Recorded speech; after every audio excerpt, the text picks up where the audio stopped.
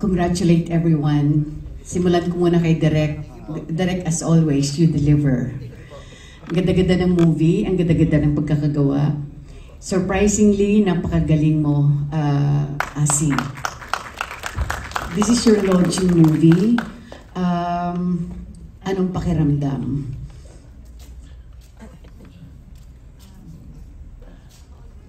Wala. Hello po, good evening po. Una po, thank you po sa pagpunta. Salamat po. Yun po yung masasabi ko. Salamat po talaga, lalo po kay Direk, sa mga cast po, syempre po sa boss po namin, kay Boss Vic, at sa mga inimbita ko pong pumunta ngayon. Maraming salamat po. How did you prepare para sa role mo in this movie? Kasi hindi madali. At saka ang napansin ko, ang galing mo umiyak. And you are a natural actress. Thank you po. Nag-prepare po kami dito kasi winworkshop po kami ni Direk Roman, ako po at yung iba rin po. Lalo na po ako kasi first time ko po and sobrang kinabahan po ako and binuhos ko po talaga yung best ko dito. Thank you po talaga. Noong workshop pa lang po, naramdaman ko po agad yung bigat ng character po. And sobra po yung winworkshop po kasi namin yung heavy scene agad para hindi po ako masyadong mahirapan. Ayoko po sanang ma-overwhelm po ngayon. Ayun lang po muna sabihin ko. Thank you po. Ayan, dito, hello. Asin, bago ka tanong si Direk, pakwento naman muna kung saan ka nang galing. Kung dati ka bang nag-artista na, bago ka lang talaga. Opo, nagsimula po ako dati mag-model nung mga 16 years old po ako.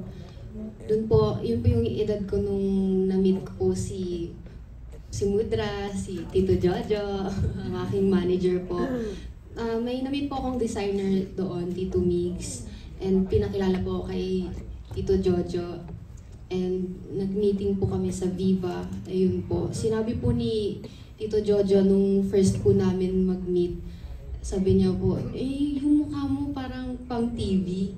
So sabi, akala ko po binobola lang po ako ni Mudra na, tapos eto nga po ngayon nagpipelikula na po ako. Kaya maraming salamat po, Tito Jojo, sa pag-alaga po sa akin. Pero from modeling, okay sa'yo na maging sexy star? Nung nag-model po ako, super conservative ko po nun kasi yung family na kinalakihan ko po yung tatay ko po, preacher po kasi siya. Opo, pastor po siya. Pastor ang tatay. Opo, pero naghiwalay na po kasi sila ni mama matagal na. And, ayun po. So, pwede niya bang panoorin ang pelikula mo ngayon? Opo, pwede niyo pong panoorin. Si Pastor. Oo nga po Actually po wala po kaming contact sa isa't isa. Kaya, Papa, kung nanonood po kayo. Cute na naman. Supportahan niyo po ako sana.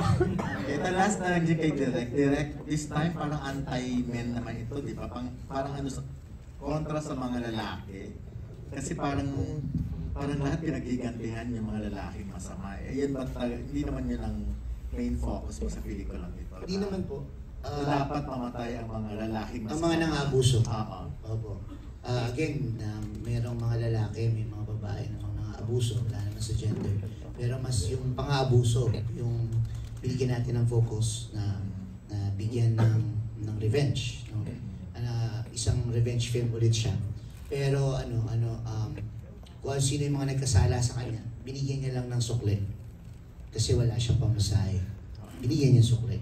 At ang sukle ay ang kamatayan. Okay, congratulations, Direk. Thank you po. Thank you.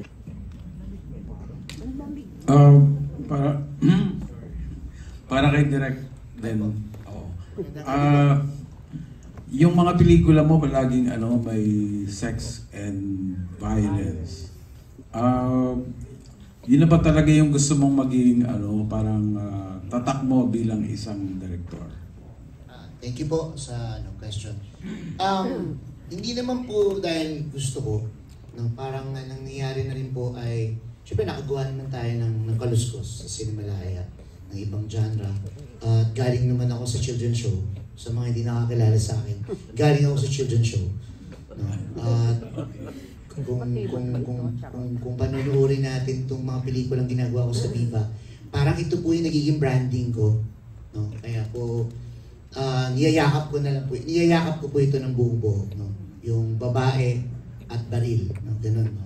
Sex and violence. Kasi ito yung wave na binigay ko din sa streaming platform, sa streaming cinema. No? Nag-start ito nung ginawa ko yung Adan, na hindi pa gumagawa ang mga tao ng ganitong pelikula. Ulit, binalik natin yung ganitong wave. No? At hanggang ngayon, ito po yung niyayakap kong branding. No? Kaya po most likely, medyo ganyan po yung mga nagiging tema. Kaya nga tinawag kang cult director. Congratulations. Thank you po. Salamat po. I like the twist of the movie. Salamat po. Okay. My second question is for Asi. Saan ka pinaka nahirapan dun sa movie? Medyo mahirap yung role mo, pero saan ka pinaka nahirapan? Hindi ko po maisip kung saan po ako nahirapan kasi sobrang alaga po ni Direk Roman sa aming mga artista doon. Kung meron po, siguro po sa mga love scene po. Nahirapan po talaga ako doon. Yun po. Hindi, bakit? Nahirapan po ako doon kasi una po, first time ko po nag-ano naman po ako na yung mga naunang pelikula meron naman po. Pero yung ganun po kagrabe na halos napakita ko po lahat, maliban lang po sa naka-plaster. Tapos pag yung mga expression po, hindi ko po gaanong gamay po kaya nangangapa po ako kanina, tinitignan ko yung sarili ko, hala, tama ba yun? Na tumitingin ako kay Direk, okay. Ganun po yung hirap po sa akin. Thank you. And I would say that you have a very strong sex appeal. Thank you po. Record na rin yung mga pelikula natin, mga most viewed sa Viva Max. Are you still excited in, doing films na same genre, may sex, may violence? Anong nagpapa-excite pa rin sa'yo? Sa akin, actually, every project na-excite ako kapag may ibang milieu, may ibang girls na may bagong akong ilo-launch.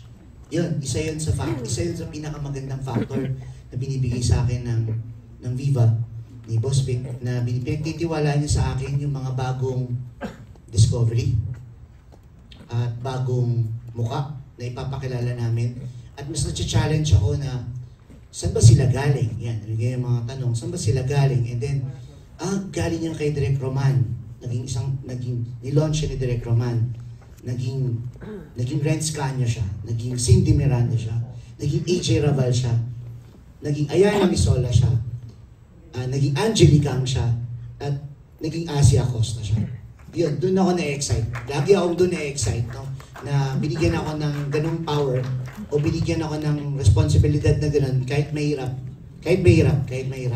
Binigyan ako ng ganung responsibility ng management na bigyan katuparan yung mga pangarap ng mga taong nangangarap dati at ngayon eto na sila. Yun po. Maraming salamat, Direk. Kasi,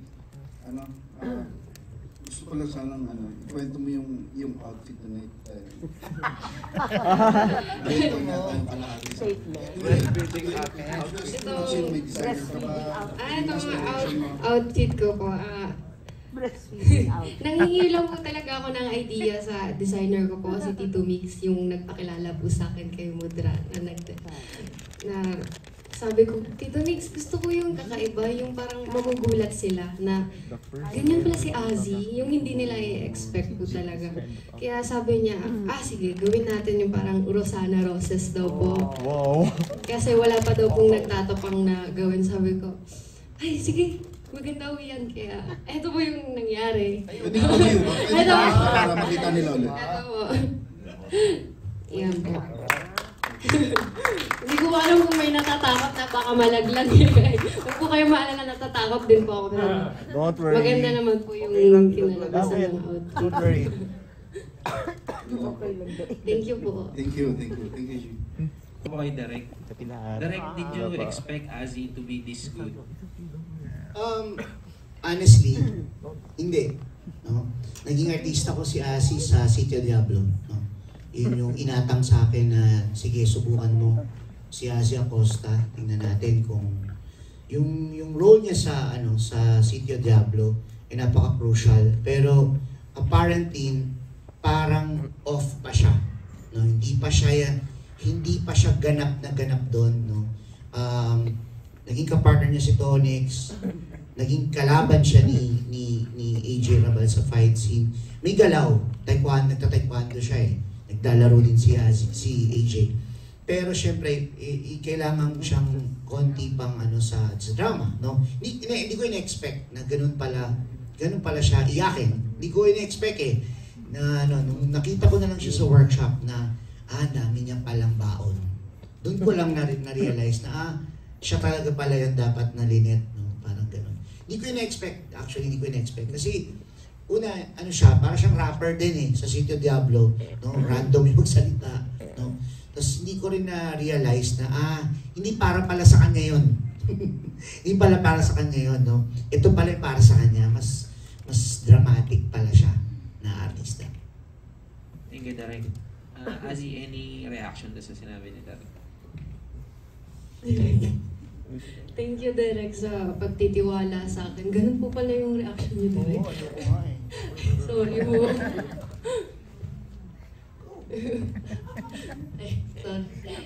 Nahihiya po ako. Naiiyak po ako. Sorry, Derek. Ba't niyo po sinabi na iyakin ako? Ayaw po po umiyak dito. Hindi po ako iyak. Super thankful lang po talaga ako. Sorry po. Ayan, pinaiyak mo. Pinaiyak mo, ma. Thank you po.